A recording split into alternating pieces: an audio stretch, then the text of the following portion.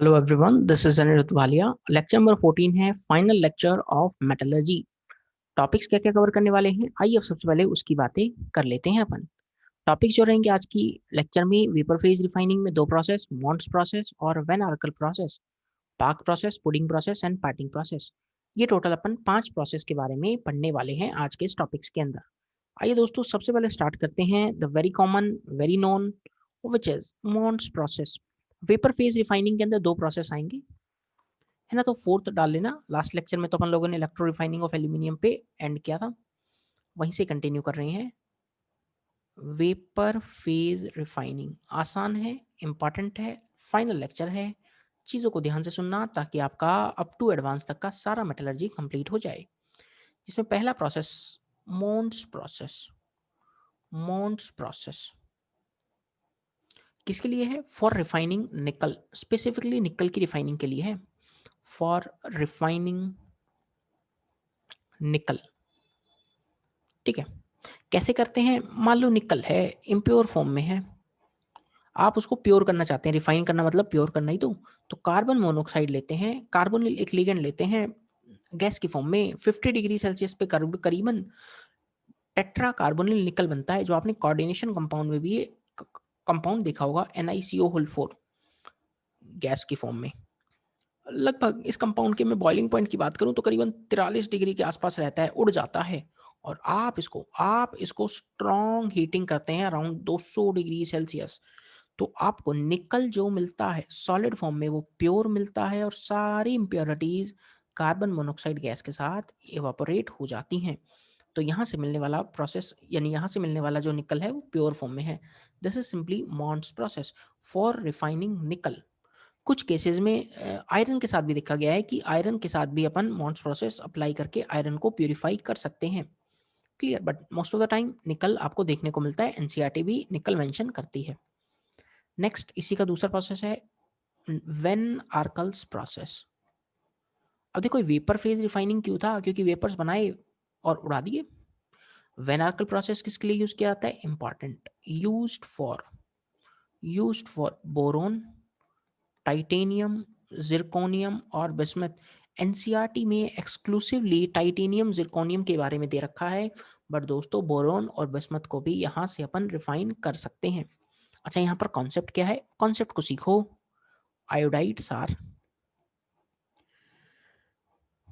Iodides are thermally less stable, and hence utilized in this method, utilized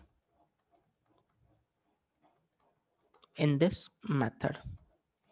करते क्या है मैं आपको बताऊंगा, टेंशन ना करें। आप एक एक चीज को सुने, समझें और नोट करते चलें। मान लो टाइटेनियम की बात करते हैं। टाइटेनियम I2 के साथ, आयोडीन के साथ रिएक्शन करता है, अराउंड टेम्परेचर रहता है 50 से 250 डिग्री सेल्सियस। आपके पास कंपाउंड बनता है TiI4 गैस फॉर्म में, और आप अगेन काफी शानदार टेम्परेचर आप यहाँ देते हैं, करीबन 1400 degree Celsius, in presence of tungsten filament. Tungsten, क्योंकि टंगस्टन क्यों लेते हैं? बहुत हाई मेल्टिंग पॉइंट है। यह है टंगस्टन फिलामेंट, और आपको क्या मिल जाता है? टाइटेनियम प्योर फॉर्म में मिल जाता है, प्लस 2I2 गैस वापस लिबरेट हो रही है। तो जो टाइटेनियम इम्प्योर फॉर्म में था, आपने उसको प्यूरिफाई कर लिया। और इम्पॉर्टेंट चीज यहाँ पर एक चीज है कि ये जो आयोडीन निकला है सर, इसका काम क्या है? अरे भैया, इसको आप वापस रीयूज कर सकते हैं। This I2 can be reused here again.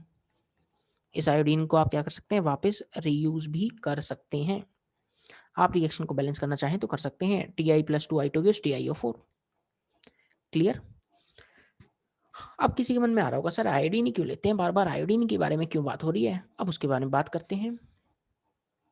We use iodides at metal iodine bond as metal iodine bond is weak।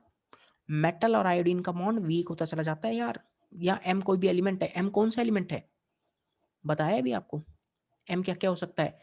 Boron, titanium, zirconium, bismuth, and easily decompose, bond weak है और ईजिली क्या हो जाता है, decompose हो जाता है, easily decomposes.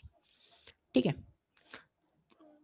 अब अच्छा, बोरोन वाली रिएक्शन कई बार एनसीईआरटी में गिवन नहीं है, तो मैं आपको यहाँ बता देता हूँ।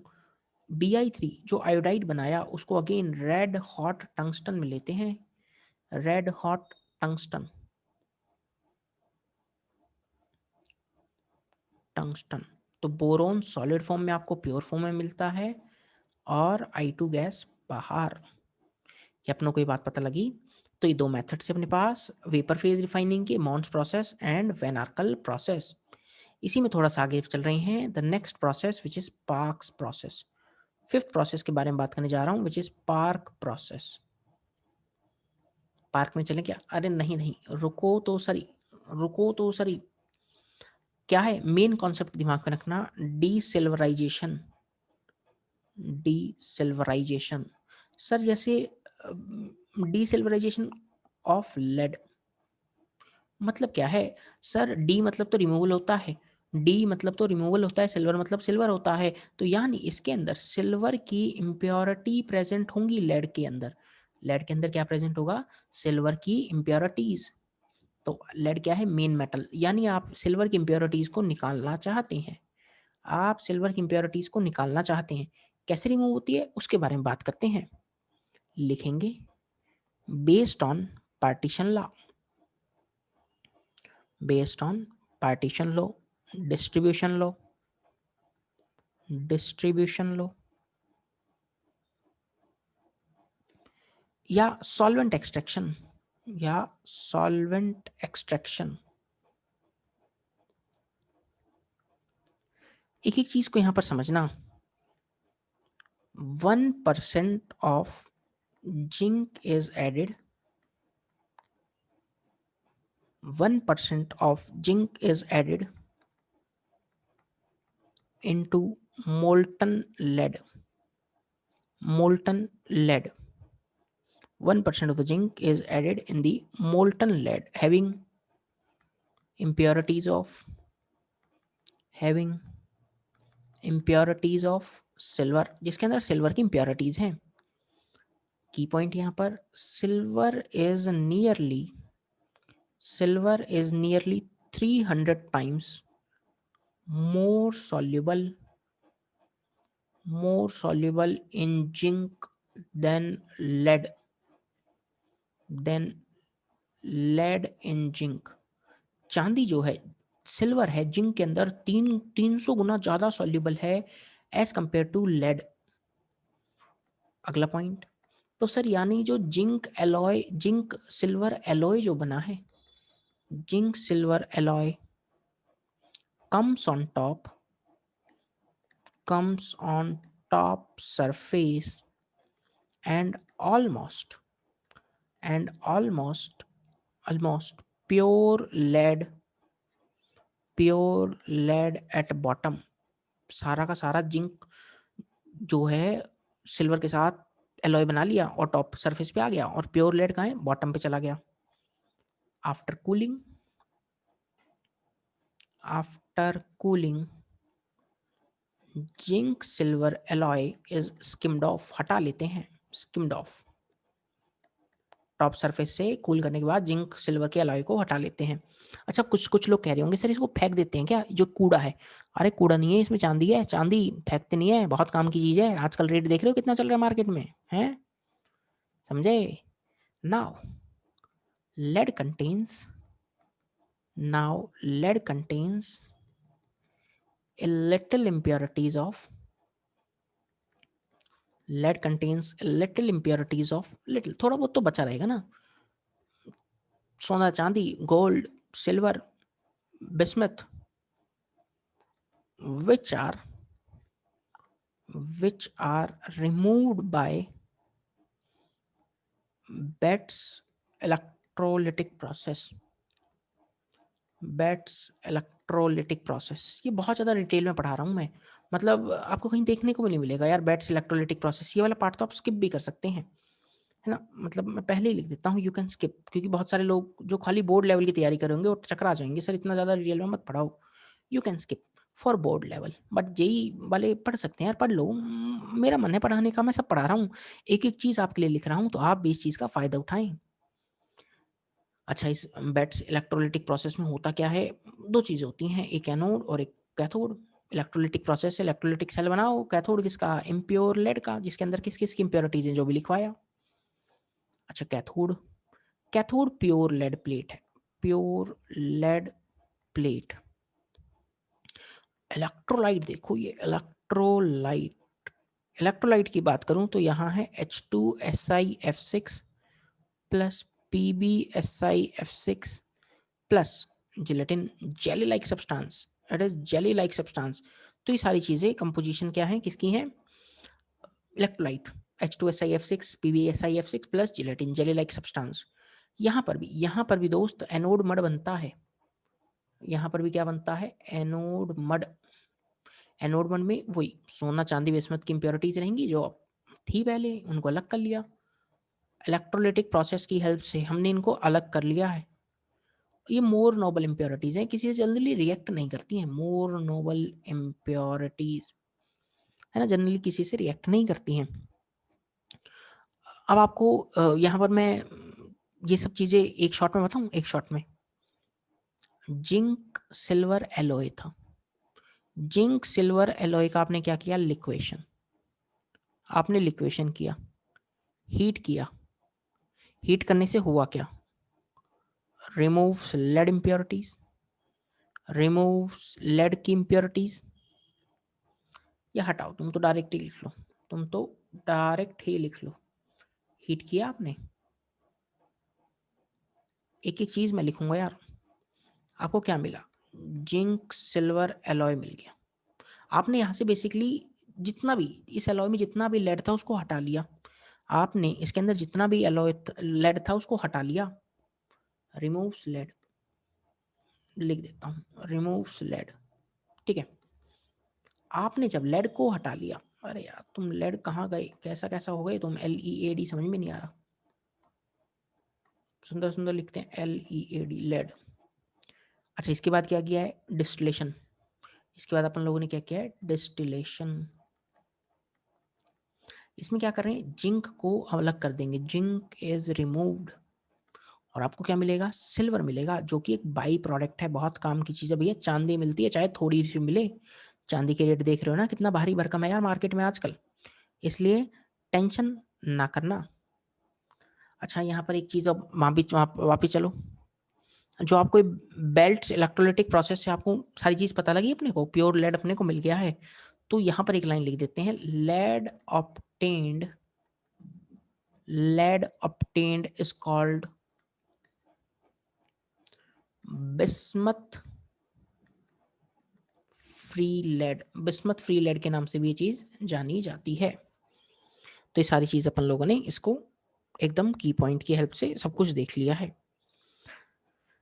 यहाँ पर एक डाटा और बताना चाहूंगा मेल्टिंग पॉइंट का, सिर्फ याद रख सकते हो, याद रख सकते हो कभी आपको थोड़ा सा देखना हो तो। मेल्टिंग पॉइंट, यदि लेड की मेल्टिंग पॉइंट की बात करूं तो अराउंड 327 डिग्री रहता है ना। जिंक की बात करूं तो करीबन 420 डिग्री रहता है, और सिल्वर की बात करूं तो 960। एग्जैक्ट नहीं है, बहुत रफ रफ सा डाटा बता रहा हूँ, हो सकता है 10-20 डिग्री सेल्सियस ऊपर नीचे हो, तो थोड़ा चेक कर लेना, वो आप गूगल तो कर ही लोगे हैं। लगभग इसी की रेंज में रहता है, बहुत ज़्यादा कोई डिफरेंस नहीं। आगे आओ, next, sixth, puddling process. Puddling, puddling बोले, puddling, PUDDLING, puddling process. Puddling process में क्या होता है, ये भी थोड़ा सा अलग इंपॉर्टेंट सा है। Used for manufacturing road iron, road iron बनाने काम आता है। मैं सारी चीज पहले लिखता हूं। Puddling furnace lined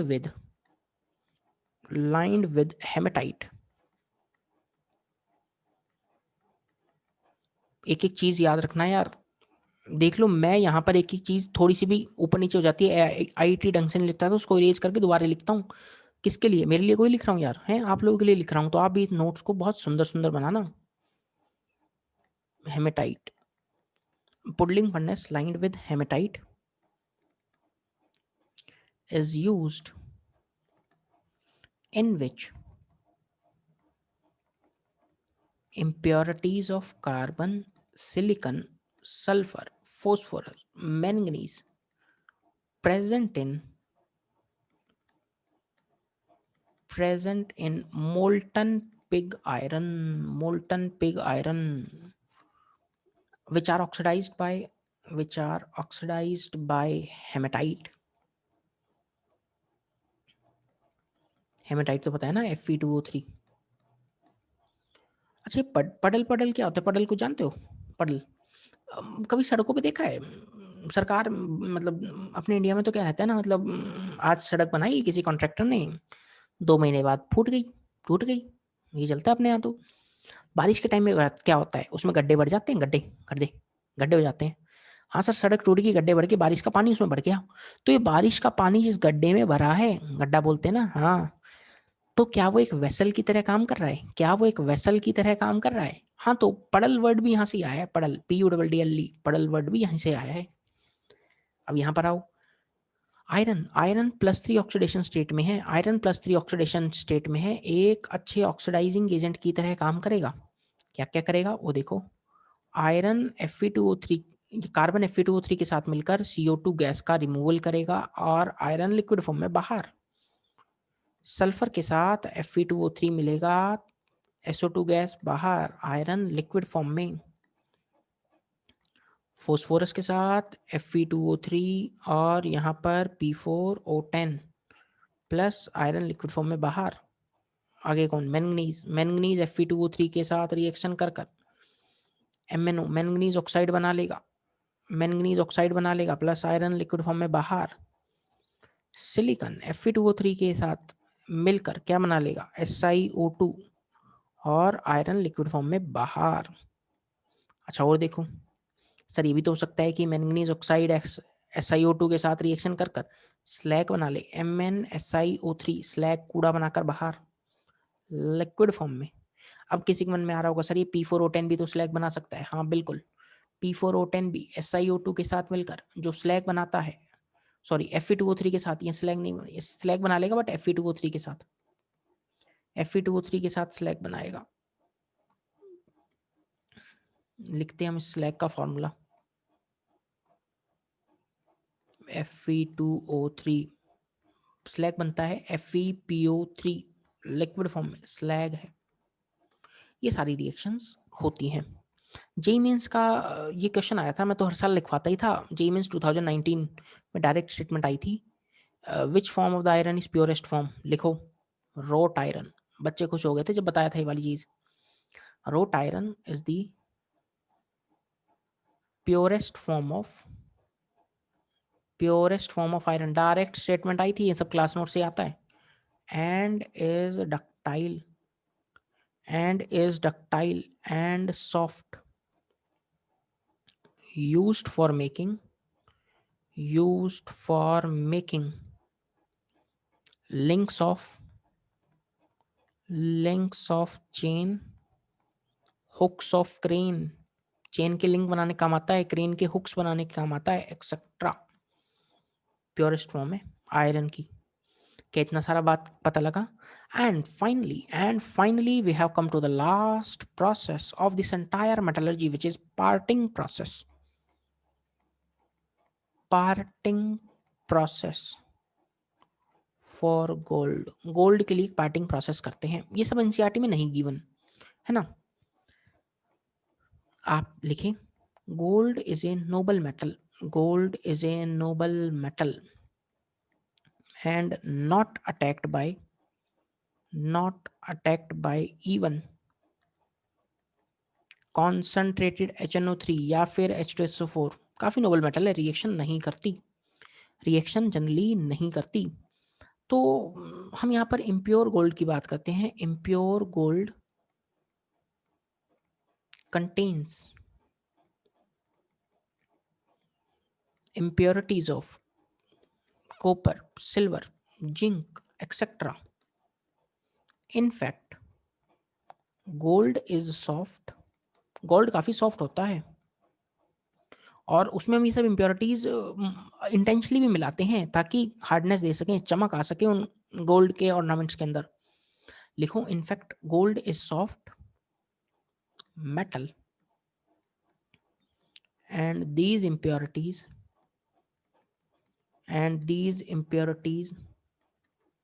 are intentionally added into gold to give it hardness देने काम, चमक देने काम आएगा। एंड लस्टर, चमक, लस्टर मतलब चमक। इन गोल्ड ऑर्नामेंट्स, अब यहाँ हम जेवरात बनाने नहीं बैठे हैं, हमें तो क्या करना है, ऑर्नामेंट्स। ऑर्नामेंट्स हमें क्या करना है सर, हमें तो रिफाइनिंग करनी है। हाँ तो बस उसी पे ध्यान दो, सुनारक काम है जो करना है, अपना नहीं, अपन तो यहाँ मेटलर्जी प्रोसेस समझेंगे। टू रिमूव impurities,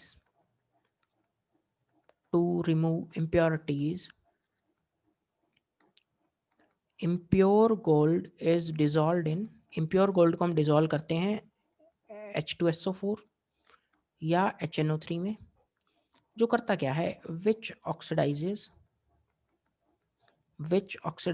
impurities, सारी impurities को ऑक्सीडाइज कर देता है पर गोल्ड को नहीं करता। बट नॉट गोल्ड को वो ऑक्सीडाइज नहीं कर पाता है। अब यहाँ क्या करेंगे नेक्स्ट स्टेप में, Cl2 गैस पास करवाएंगे। Cl2 gas is also used in purification of gold. Purification of gold में Cl2 गैस का काम आता है। यार सारी थ्योरी है, मेरे को लिखना पड़ रहा है, क्यों, आप भी लिखें ताकि कल को यूँ ना कहें अनिरुद्ध सर ने लिखा नहीं, लिखूंगा मैं तो एक एक चीज। Cl2 gas is passed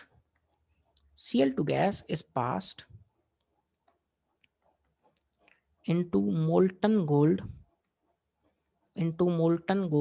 with borax. Most impurities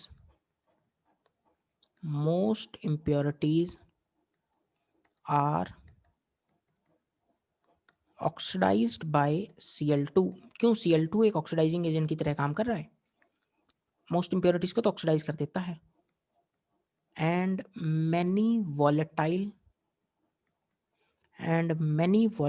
chlorides are removed, बहुत सारे वोलेटाइल क्लोराइड्स बनकर रिमूव हो जाते हैं। And AgCl which is non volatile,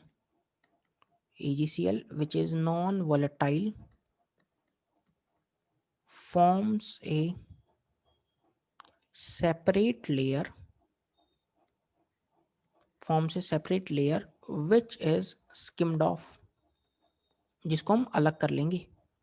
अलग अलग लेयर्स बनती हैं, Cl2 गैस पास करवाते हैं प्योरिफिकेशन ऑफ गोल्ड में, Cl2 गैस को पास करवाने पर मोल्टन गोल्ड बोरिक के साथ ट्रीट करवाते हैं, बहुत सारी इंप्योरिटीज ऑक्सीडाइज हो जाती हैं Cl2 के साथ और बहुत सारे वोलेटाइल मेटल क्लोराइड्स बनकर रिमूव हो जाते हैं।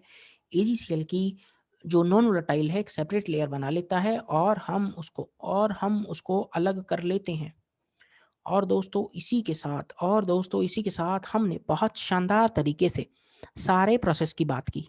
अब एक छोटे से लास्ट सेगमेंट पे मैं चलूँगा और आपको लेकर चलूँगा एनसीईआरटी वाला ये segment, which is basically uses of aluminium, copper, zinc and iron. इन चारों के यूजेस भी दे रखे हैं, एनसीईआरटी में भी गिवन है, हम भी एक बार देख लेंगे। मतलब इसको याद नहीं करना बहुत ज़्यादा, बट एक बार बस पढ़ लेना ताकि पढ़कर आपका काम चल जाए अच्छा खासा, कि आपको पता लग जाए क्या क्या है। एल्यूमिनियम फॉइल्स सुना होगा, खाना वाना लेके जाते हैं, रेफर्स वगैरह, चॉकलेट्स के एल्यूमिनियम फॉइल, वो खाना गर्म रहता है, वो वाला भी काम आता है।